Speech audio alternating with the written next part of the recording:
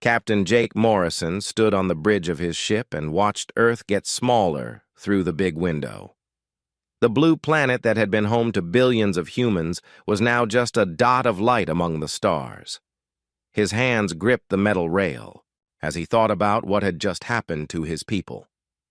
3 days ago, the Galactic Council had made their final choice about humanity. They said humans were too dangerous to live among the other species in space. Admiral Lisa Carter had been the one to bring the bad news back from the council meeting on Zentara Prime. She walked into the Earth Defense Command Center with her face hard as stone and her uniform perfect as always. "They want us gone," she told the room full of human leaders. 30 days to pack up everything and leave council space. No more talking, no more chances to prove ourselves better. Dr. Alex Rodriguez had tried to argue with the council before this happened. He was Earth's best scientist who studied alien life, and he knew more about other species than almost anyone. He had spent weeks preparing his speech about how humans could change and become better neighbors in the galaxy. But when he stood up in the Great Council Hall and started talking, most of the alien representatives just looked away or talked among themselves. The Zelani High Arbiter Vexthanor was the worst of them all. He was tall like a tree and covered in silver scales that caught the light. When Rodriguez finished his speech about human progress and asked for one more chance, Vexthanor just turned his back and walked away without saying a single word. The message was clear. The council had decided, and nothing would change their minds. The 30 days that followed were the strangest in human history. Every human ship in space got the order to come home. Research stations that had been studying strange new worlds for years started packing up their equipment. Trade ships that carried goods between human and alien worlds turned around and headed back to Earth. Diplomatic offices that had worked hard to build friendships with other species closed their doors and said goodbye. Jake had been running cargo between the human colony on Kepler 442b and the Krellian trading posts. The Krellians were big purple creatures who were good at business and had always been fair to humans. When Jake told his Krellian contact named Jextar that all human ships were leaving, the alien looked confused and sad. "But why so fast?" Jextar asked through the translation device. "Human traders are honest and work hard. We do not want you to go." Jake wanted to explain, but his orders were clear. No long goodbyes, no explanations, no arguments. Just pack up and leave quietly. "Orders from Earth," was all he could say. The evacuation was like nothing anyone had ever seen before. Hundreds of human ships moved through space carrying millions of people and all their belongings back to Earth or the few human colonies outside Council territory. The aliens who watched expected anger and threats. They thought humans would fight back or at least complain loudly about being kicked out. Instead, humans did something that surprised everyone. They left without making a fuss. No angry messages were sent to alien governments. No human leaders gave speeches about unfair treatment. No ship stayed behind to cause trouble. They just gathered their things and went home like guests who knew. When the party was over, Commander Ben Hayes was in charge of the last human military ship to leave Council space. His job was to make sure all the humans got out safely and on time.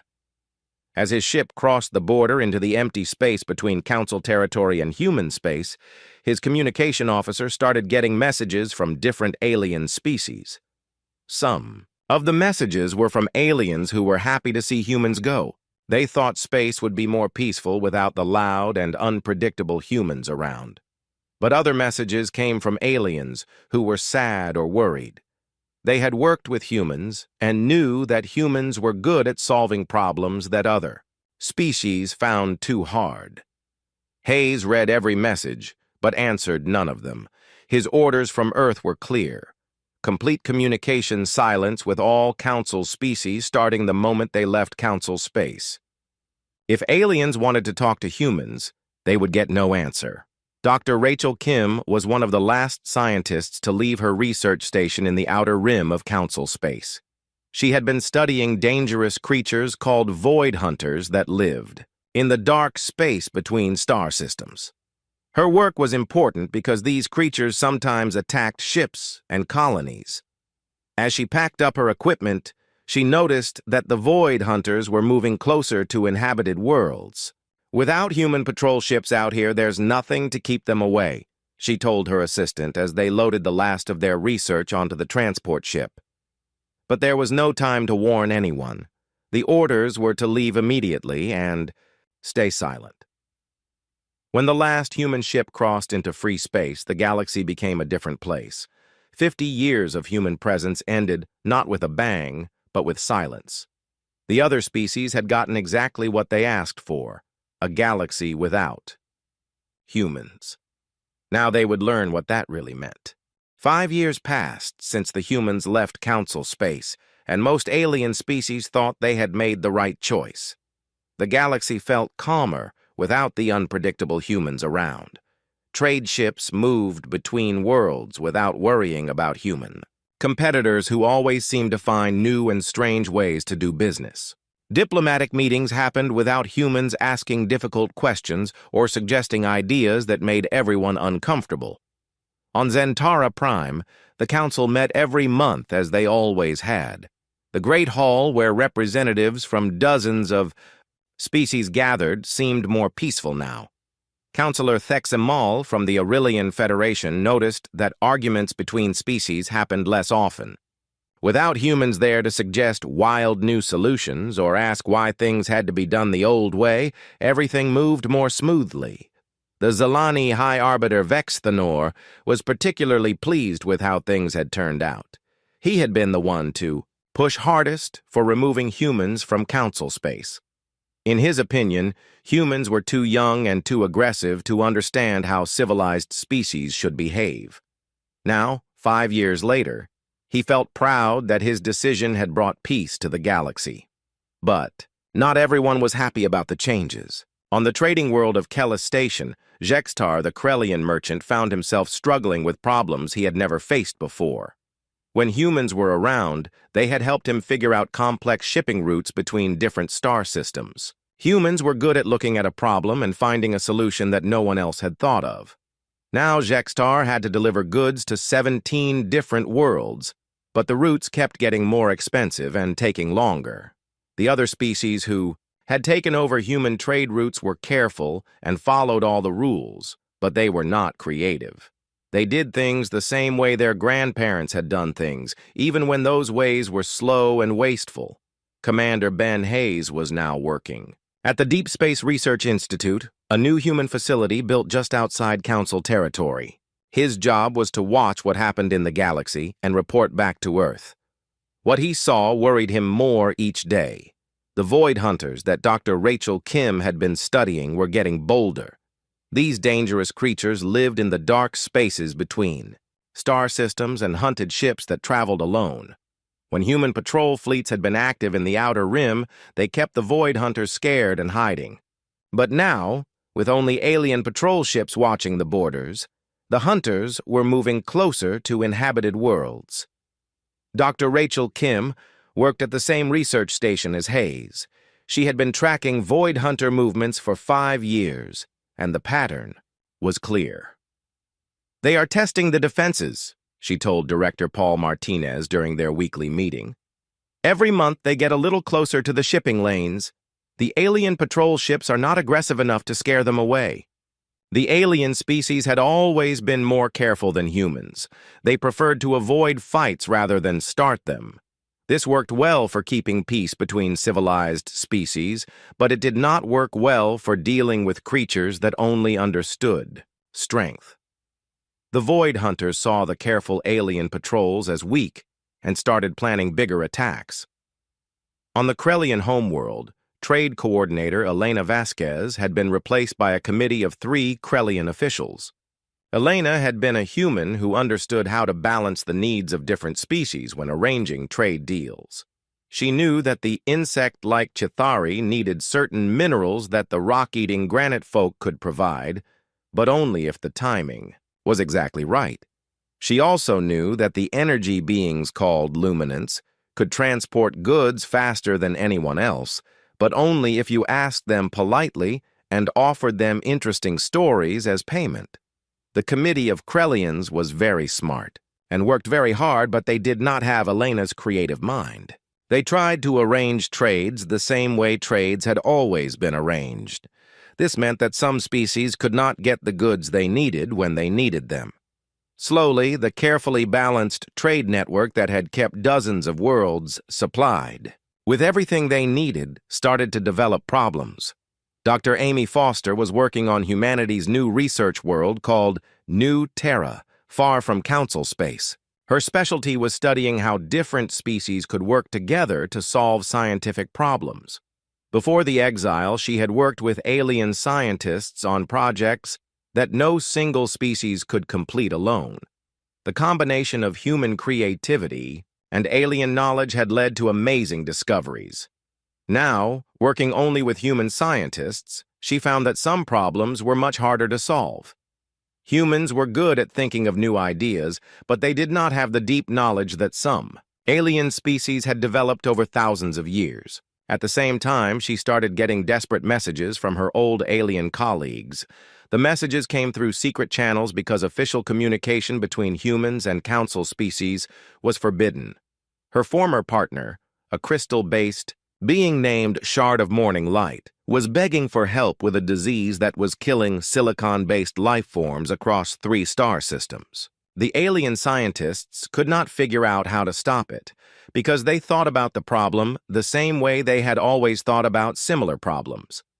Amy knew that human scientists would approach the disease differently. They would ask strange questions and try solutions that seemed crazy but might actually work.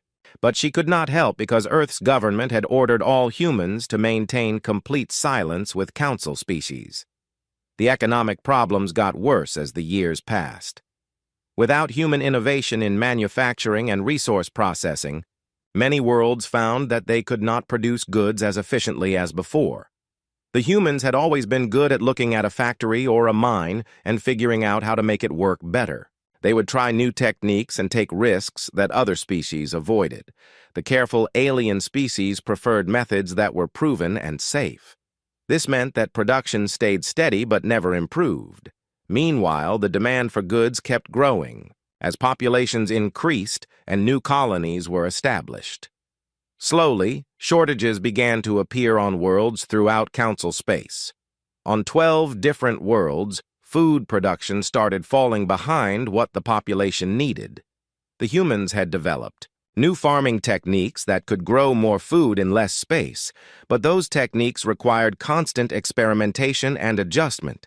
The alien farmers tried to copy human methods, but without humans there to help them adapt the techniques to each world's unique conditions, the systems stopped working properly. Fleet Admiral Kextor of the Zalani High Command was beginning to face problems that worried him deeply. The Zalani were proud warriors with traditions going back thousands of years. They had always been the strongest military force in Council space, and their tactics had won countless battles against pirates and raiders. But now, reports were coming in from the Outer Rim about strange activities. Ancient enemies that had been quiet for centuries were showing signs of movement. The most troubling reports mentioned the Devourers, a mysterious enemy that appeared every 1,000 years to consume entire star systems before disappearing again. Chebindidi, tactical databases that included human strategic innovations, had not been updated for 5 years. Humans had always been good at developing new ways to fight because they thought about warfare differently than other species. They were willing to try tactics that seemed impossible or dangerous, and sometimes those crazy ideas worked better than traditional methods. Now, as Admiral Kextor studied the reports about increased enemy activity, he realized that the galaxy might need those human tactical innovations sooner than anyone had expected. The 7th year after humanity's departure brought the first real crisis that shook the Council's confidence. It started with reports from 3 different shipping lanes on the same day. Pirate fleets that had been small and scattered for decades suddenly launched coordinated attacks on major trade routes. The attacks were planned perfectly and happened at exactly the same time across thousands of light years of space. The pirates called themselves the Marauder Coalition, and they had been watching Council space carefully. They saw that human patrol ships no longer protected the trade routes, and that alien patrol ships followed predictable patterns. Where human captains like Steve Chen had once used surprise tactics and creative strategies to keep pirates scared, and scattered, the alien patrols stuck to regular schedules and standard procedures. Captain Steve Chen had been famous throughout Council space for his ability to think like a criminal. He would study pirate behavior and then show up where they least expected him. His tactics were often criticized by other species as too aggressive or too risky, but they worked. Pirates never knew when or where Chen might appear, so they stayed, hidden in the dark spaces between systems. Now Chen was gone, along with all the other human patrol captains. The alien species that took over patrol duties were brave and dedicated, but they did everything by the book. They followed routes that had been planned years in advance and responded to threats using standard military procedures. This made them easy for the pirates to predict and avoid. The Marauder Coalition struck like lightning. They captured the main supply station at Kepler Junction, taking control of the most important fuel depot in the sector. At the same time, other Marauder fleets hit the medical supply convoy, heading to the Rigel colonies, and the food transport ships bound for the mining worlds of the Vega system. Within hours, 3 different regions of Council space were cut off from essential supplies. The Council's military response came quickly, but it was exactly what the Marauders expected. Fleet Admiral Kextor sent his best ships to retake Kepler Junction using classic Zilani battle tactics. The attack was brave and well-planned according to traditional military thinking, but the pirates had studied those same tactics for months. They knew exactly how Zilani ships would approach and where they would position themselves for battle. The result was a disaster. The Zilani fleet walked into a trap and lost 3 cruisers before they could retreat. The pirates sent a message to all Council worlds demanding tribute in exchange for safe passage through the shipping lanes. If the Council did not pay, more attacks would follow. Dr. Amy Foster received the news about the Marauder attacks while working in her laboratory on New Terra. She knew that Captain Chen would have handled the situation completely differently. Instead of sending a big fleet to attack the main pirate base, Chen would have found some unexpected way to turn the pirates against each other or cut off their supplies. Human tactics were often strange and seemed impossible, but they worked because humans thought about problems in ways that no one else expected. The quantum plague that was killing silicon-based life forms had also gotten worse. Dr. Foster's old colleague Shard of Morning Light managed to send another desperate message through the secret communication channels. The disease had spread to 5 more star systems, and millions of crystal beings were dying. The alien scientists had tried every traditional cure they could think of, but nothing worked. Amy stared at the message and felt helpless. She knew that human scientists would approach the problem from a completely different angle. They might try using carbon-based solutions to fix silicon-based problems, or they might look for connections that other species would never consider. But she was forbidden from helping, and even if she tried to send advice, there was no way to test her theories without working directly with the alien scientists. The economic problems that had been building for years finally reached a breaking point. On the industrial world of Mechanicus Prime, the main manufacturing complex shut down when their efficiency dropped below sustainable levels. The factory had been designed by human engineers who used creative solutions to overcome the planet's harsh environment. Without human maintenance and innovation, the systems gradually broke down. 12 worlds now faced serious food shortages. The alien farmers had tried their best to copy human agricultural techniques, but farming was more than just following instructions. It required constant adaptation to changing conditions, creative problem-solving when things went wrong, and the willingness to try new approaches when old ones stopped working. These were all things that humans excelled at, but other species found difficult. Director Paul Martinez at the Deep Space Research Institute was getting reports that worried him more each day. The Void Hunters were no longer just testing defenses. They had started attacking isolated colonies and research stations. 3 different outposts had gone silent in the past month, and when rescue ships arrived, they found nothing but empty buildings and signs of a struggle. Dr. Rachel Kim analyzed the attack patterns and found something terrifying. "They are learning," she told Martinez during an emergency meeting. "Each attack is more sophisticated than the last. They study how we defend ourselves and then adapt their tactics to overcome our defenses." The alien patrol ships that had replaced human forces were doing their best, but they were always one step behind. They would develop a defense against one type of Void Hunter attack, only to discover that the creatures had already evolved a new attack method. Humans had been better at dealing with this kind of enemy because they were just as good at adapting and changing as the Void Hunters themselves. On Zentara Prime, Counselor Thexamal was starting to question whether removing humans from Council space had been the right decision. The emergency sessions were happening more often now, and each meeting brought worse news. The careful, peaceful galaxy that everyone had wanted was falling apart without the chaotic but effective human presence. The breaking point came when the ancient enemy known as the Devourers sent their first scout ships into Council space. These creatures had been sleeping in the dark void between galaxies for 1,000 years, but something had awakened them early. Their technology was beyond anything the Council had ever seen, and their biomechanical ships seemed to adapt and evolve even during battle. Fleet Admiral Kextor studied the reports from the first contact with Devourer scouts and felt a chill of fear. The traditional Zalani tactics that had worked for millennia were completely useless against an enemy that could change and adapt faster than any living creature. The tactical innovations that humans had developed during their time in Council space might be the only hope for developing new strategies to fight this ancient threat. But the humans were gone, and they had made it clear that they wanted nothing to do with Council space or its problems. The species that had demanded human removal now faced the consequences of their decision. The galaxy they had wanted to protect from human influence was crumbling, and the humans who might have saved it were nowhere to be found. High Arbiter Vex Thanor stood in his private chambers looking out at the stars and wondered if he had made the biggest mistake in Zalani history.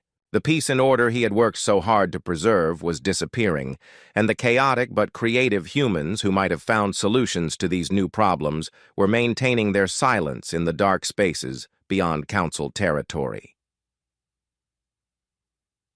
The first.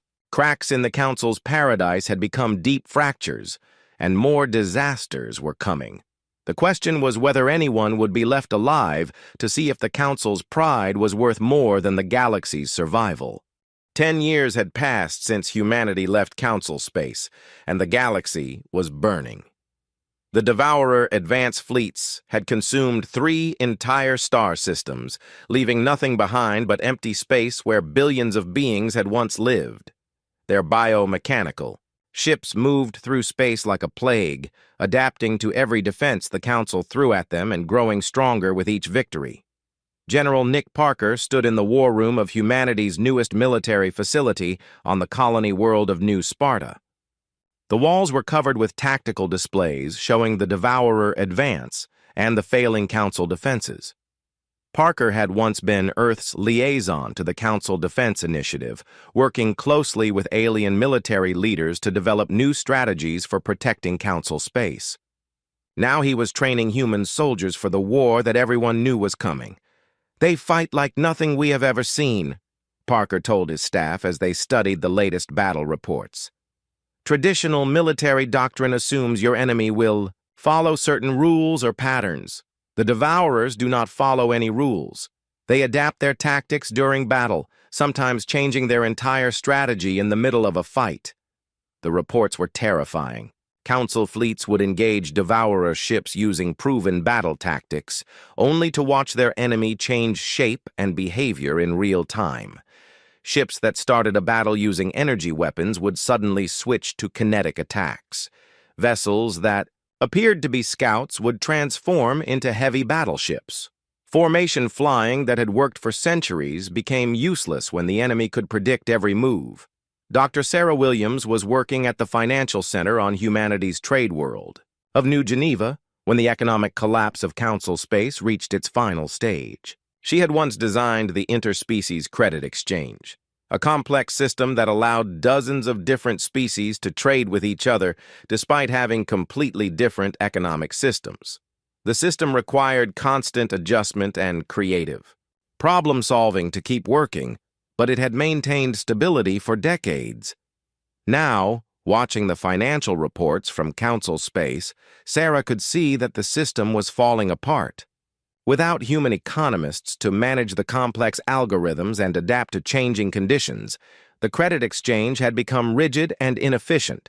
Species that depended on trade with other worlds were being cut off from essential goods. Entire economies were collapsing as the carefully balanced system that had taken years to build crumbled in months. "It is like watching a clock fall apart," Sarah explained to her assistant as they monitored the crisis. "Every piece depends on every other piece. When one part stops working, everything else starts to fail too." The refugee crisis had reached humanity's borders. Desperate families from 19 different species were fleeing the advancing devourer fleets and the economic collapse of their homeworlds. Their ships appeared at the edge of human space in growing numbers, filled with beings who had lost everything and had nowhere else to go. Commander Lisa Rodriguez faced an impossible choice as head of border control. Earth's government had been clear about maintaining isolation from Council species, but the refugees were not soldiers or diplomats. They were families with children, elderly beings who could barely travel, and wounded survivors from worlds that no longer existed. "What do we do with them?" Rodriguez asked Director Martinez during their daily briefing.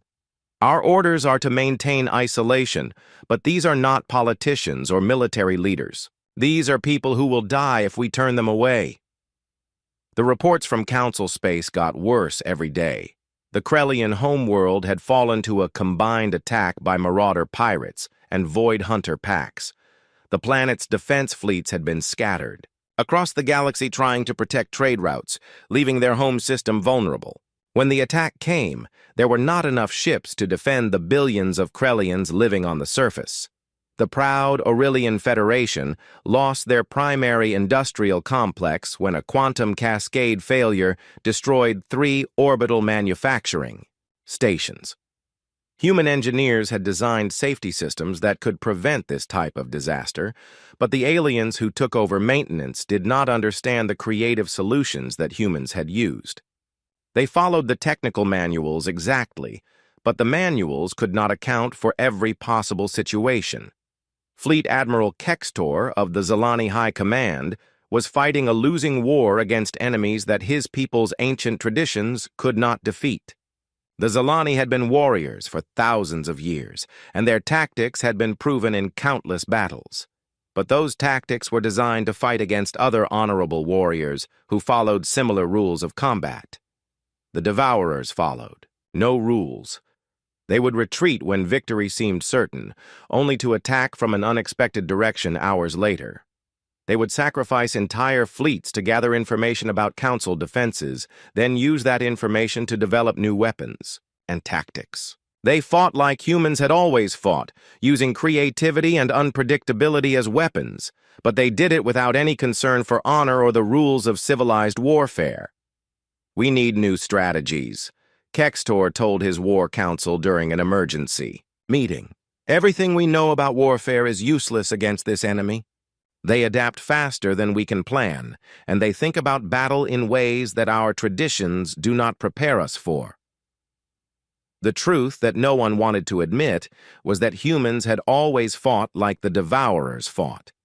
They used unconventional tactics, adapted quickly to changing situations, and found creative solutions to impossible problems.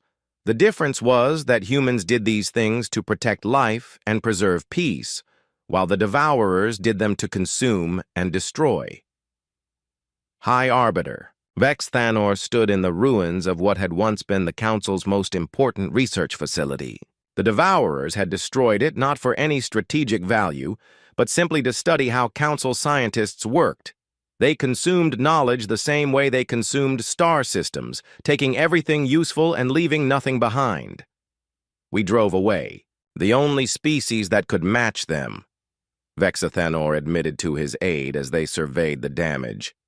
Humans think like the Devourers think, but they use that thinking to create instead of destroy. We called them dangerous and sent them away, and now we face something truly dangerous with no one to help us. The reports from across Council space painted a picture of complete collapse. The Marauder Coalition controlled major shipping lanes and was demanding tribute from dozens of worlds. The Void Hunters had grown bold enough to attack inhabited planets. The quantum plague was spreading to new species, and without human scientists to develop creative solutions, millions more would die. But the worst threat was still the Devourers. Their advanced fleets had finished studying Council defenses and were preparing for a major assault. Intelligence reports suggested that they were building new types of ships specifically designed to counter every defensive strategy the Council had used so far. Dr. Tony Garcia, working at Humanity's Advanced Research Facility on New Kepler, made a discovery that changed everything. He had been studying fragments of Devourer technology recovered from battle sites, trying to understand how their biomechanical systems worked. What he found was more terrifying than anyone had imagined. They are not just expanding randomly, Garcia announced during an emergency scientific conference. They are learning from every battle, cataloging every defensive strategy, and developing counters to every tactic they encounter. When they finish with Council space, they will come for us next, and they will know exactly how to defeat every defensive system we have. The revelation spread through human space like wildfire. Humanity had thought they were safe in their isolation, protected by distance and secrecy from the Council's problems. But the Devourers were not just conquering Council space. They were using it as a testing ground to prepare for war against humanity. President Miranda Chang called an emergency session of the United Earth government. The debate was intense and emotional. 10 years of isolation had allowed humanity to focus on internal development, pushing their technology and society forward dramatically. They were stronger than ever, but many people felt that the Council's suffering was deserved punishment for the injustice of humanity's banishment. They threw us out, argued Senator Robert Kim during the heated debate. They said we were too dangerous for civilized space. Now they are facing real danger, and suddenly, they want our help. Why should we risk human lives to save people who treated us like criminals? But other voices spoke up for intervention. The Devourers will come for us eventually, warned General Parker in his testimony to the Assembly. If we let them finish consuming Council space, they will be stronger when they reach our borders. Our best chance of survival is to stop them now while they are still learning. The tide of opinion shifted when Dr. Garcia presented his full analysis of Devourer capabilities. The biomechanical creatures were not just weapons of destruction. They were the ultimate adaptive predators, designed to consume and learn from everything they encountered. Every species they conquered made them stronger and smarter. Every defensive strategy they defeated taught them how to overcome similar defenses in the future. If humanity waited for the Devourers to finish with Council space, they would face an enemy that had learned how to defeat every known form of resistance. The choice was clear. The emergency session of the Galactic Council was held in a fortified bunker deep beneath the surface of Zentara Prime. The beautiful chamber where representatives had once gathered in peace was now too dangerous to use. Devourer scout ships had been spotted in the outer system, and everyone knew that the final assault on the Council homeworld was only days away. 47 species were represented in the bunker, but that number told its own story. The Council had once included over 80 different species. The others were gone, their homeworlds consumed by the Devourers or abandoned as refugees fled the advancing enemy. The survivors huddled in the underground chamber like frightened children, their pride and dignity stripped away by 10 years of disasters. Counselor Prime Yexathara stood before the assembly with her usually melodious voice strained by exhaustion and fear. The elegant celestial being who had once spoken with confidence about the future of galactic civilization now struggled to maintain hope that there would be any future at all.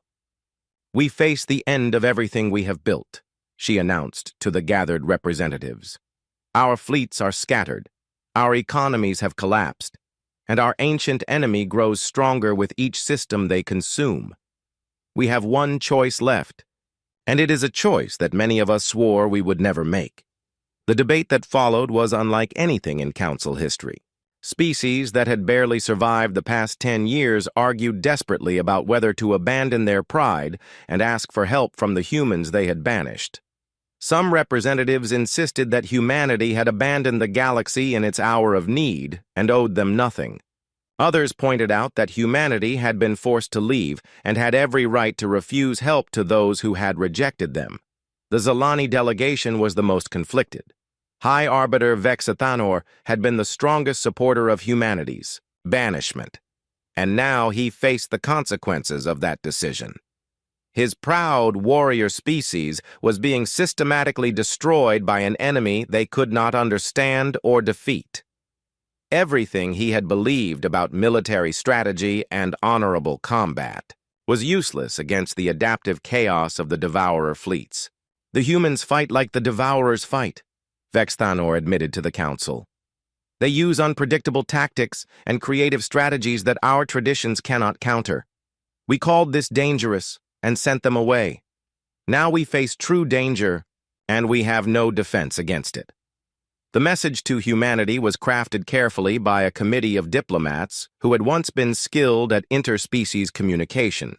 But years of crisis had worn down their abilities, and they struggled to find words that might convince humanity to help the people who had exiled them. The final message was brief, formal, and desperate. Request immediate consultation on Devourer. Threat analysis. Willing to discuss terms. Dr. Kevin Walsh received the message in his office at the Diplomatic Institute on Earth. He had been humanity's ambassador to the Council for 15 years before the banishment, and he understood alien psychology better than almost any other human. As he read the Council's request, he felt a mixture of sadness and irony. The proud species that had once dismissed human concerns were now begging for the help they had rejected. President Miranda Chang called another emergency session of the United Earth Government. The debate was even more intense than before, with the knowledge that humanity now held the power to decide the fate of the galaxy. Some representatives wanted to let the Council face the consequences of their choices. Others argued that helping the Council was humanity's moral duty, regardless of past injustices. The breakthrough came from an unexpected source. Dr. Tony Garcia had been working around the clock to analyze more Devourer technology fragments, and his latest discovery changed the entire discussion. He burst into the assembly chamber with data files that made everyone's blood run cold. "They are not just consuming Council space randomly," Garcia announced breathlessly. "They have a plan. Every species they encounter teaches them something new about galactic civilization. They are studying our technologies, our strategies, our weaknesses. When they finish with the Council, they will know exactly how to defeat us." The data Garcia presented was terrifying in its implications. The Devourers were using the Council species as test subjects, learning how different types of beings fought and thought and organized themselves. Each victory gave them new knowledge about how to attack similar species in the future. They were building a database of conquest that would make them nearly unstoppable when they finally turned their attention to humanity. "If we let them finish their experiments on Council space, they will come for us as the ultimate test," Garcia explained. "They will know our psychology, our technology, our tactics. We will be facing an enemy that has learned how to defeat every form of resistance we might offer." The vote was close, but humanity chose to act. The species that had been exiled from the galaxy would return to save the civilization that had rejected them. It was not about forgiveness or friendship. It was about survival and the recognition that some threats were too dangerous for any single species to face alone. Ambassador Walsh was chosen to deliver humanity's response to the Council. The journey to Zentara Prime took 3 days, and Walsh spent the time preparing for negotiations that would determine the future of galactic civilization. He knew that humanity held all the advantages now, but he also knew that demanding too much might doom everyone to destruction. The council chamber where Walsh had once pleaded for humanity's acceptance was now a bombed-out ruin. The meeting took place in the same underground bunker where the council had debated their desperate message. As Walsh entered the chamber, he saw representatives of species that had once looked down on humanity, now watching him with desperate hope. High Arbiter. Vexthanor approached Walsh before the formal session began.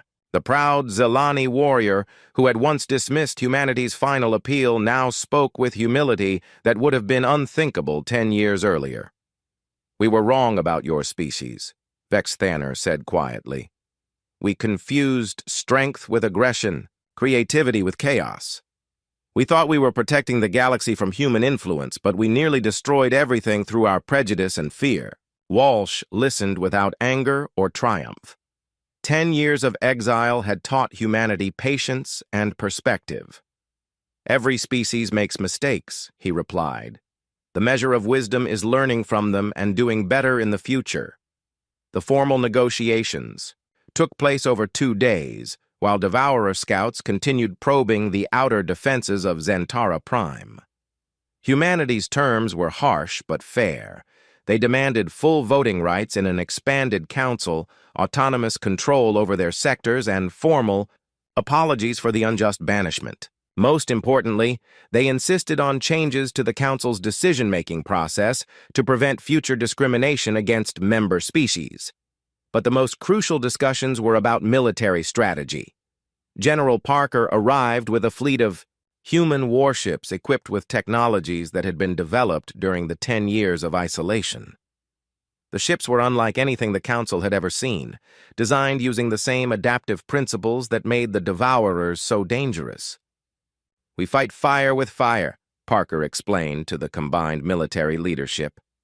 "The Devourers use unpredictable tactics and adaptive strategies, so will we, but we will use those methods to protect and preserve, not to consume and destroy." The plan Parker outlined was revolutionary and terrifying.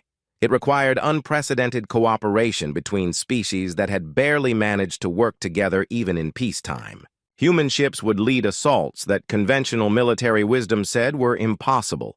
Council fleets would provide support using tactics they had never trained for. Success would depend on every species abandoning their traditional approaches to warfare and trusting human leadership completely. Admiral Lisa Carter, now Supreme Commander of the Joint Defense Force, stood before the assembled representatives and delivered the final ultimatum. "The Devourers will reach Zentara Prime in less than 48 hours. We have one chance to stop them here, in this system, with the combined strength of every surviving species. If we fail, there will be no second chance. If we succeed, we build something new together." The representatives looked around the chamber at the faces of species that had been enemies, rivals, or strangers for thousands of years. The choice was clear: unite under human leadership or face extinction separately. One by one, they gave their consent to the most desperate military gamble in galactic history. As the combined fleets prepared for battle, everyone understood that the next few days would determine whether galactic civilization survived or whether the Devourers would consume everything that billions of beings had built over millennia of progress.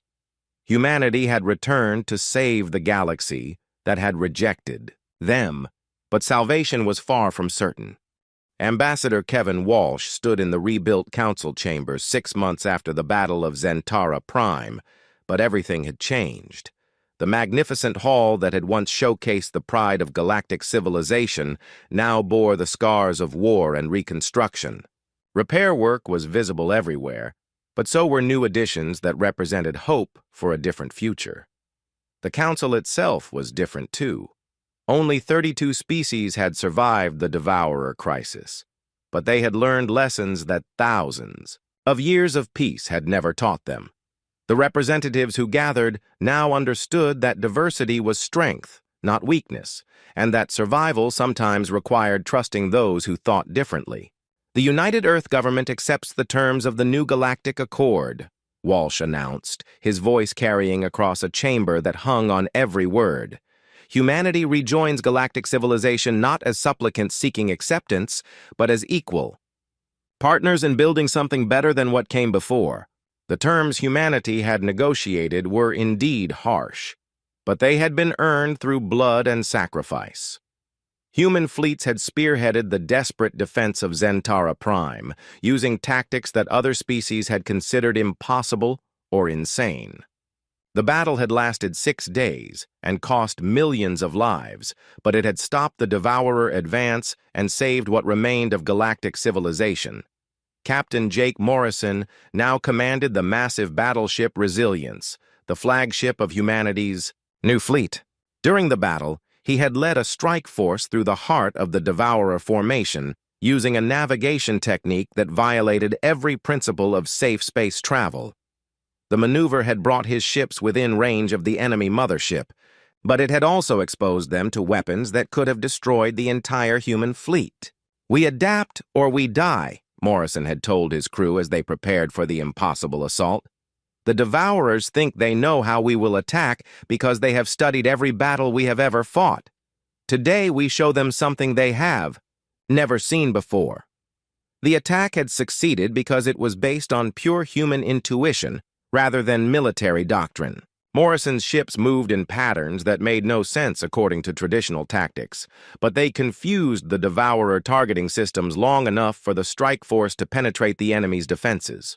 When human torpedoes finally struck the biomechanical mothership, the explosion sent shockwaves through the entire Devourer fleet. Dr. Rachel Kim's breakthrough in quantum biological warfare had provided the weapon that turned the tide of battle. Working with alien scientists who had finally overcome their pride and accepted human methods, she had developed a virus that was harmless to organic life but devastating to the Devourer biomechanical systems. The Devourers adapt by consuming and integrating other technologies, Kim had explained during the frantic research phase before the battle. But they cannot adapt to something that attacks the fundamental connection between their biological and mechanical components. It is like trying to adapt to having your brain disconnected from your body.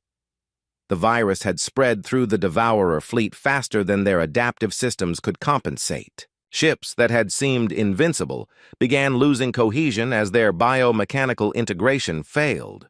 Within hours, the greatest threat the galaxy had ever faced was reduced to drifting hulks that posed no danger to anyone. But victory had come at a terrible cost. Entire star systems remained empty where the Devourers had consumed everything. Billions of beings had died in the 10 years of crisis that preceded humanity's return.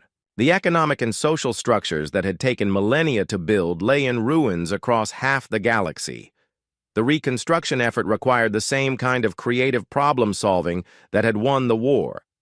Human engineers worked alongside alien specialists to rebuild industrial complexes using hybrid technologies that neither species could have developed alone. Human economists collaborated with alien financiers to create new trade networks that were more flexible and resilient than the old systems.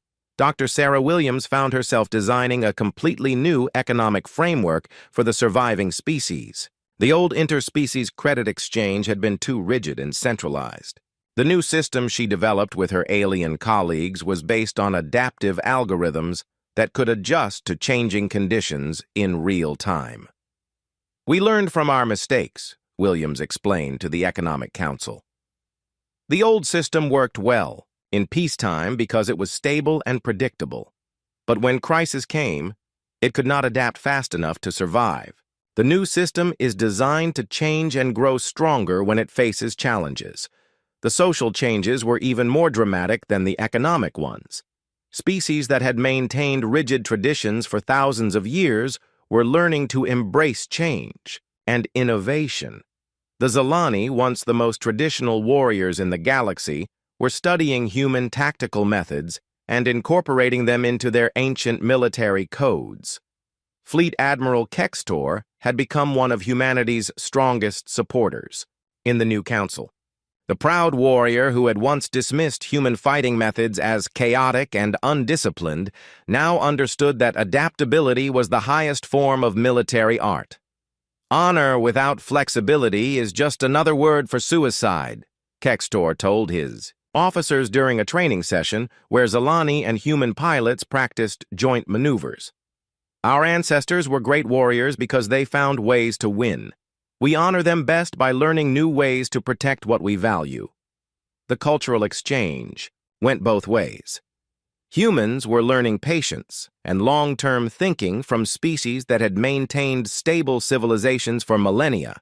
The hasty decisions and short-term focus that had sometimes caused problems for humanity were being tempered by alien wisdom about the importance of considering consequences across generations. High Arbiter Vex Thanor had requested a private meeting with Ambassador Walsh on the anniversary of humanity's return. The former enemy now served as one of Walsh's closest advisors in the new council structure.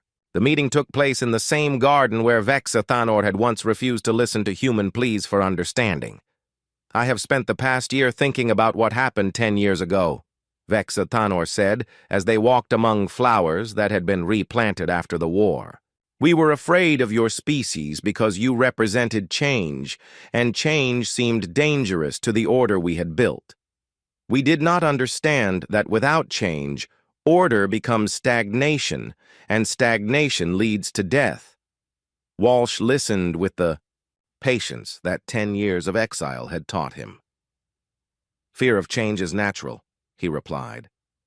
"Every species faces that challenge.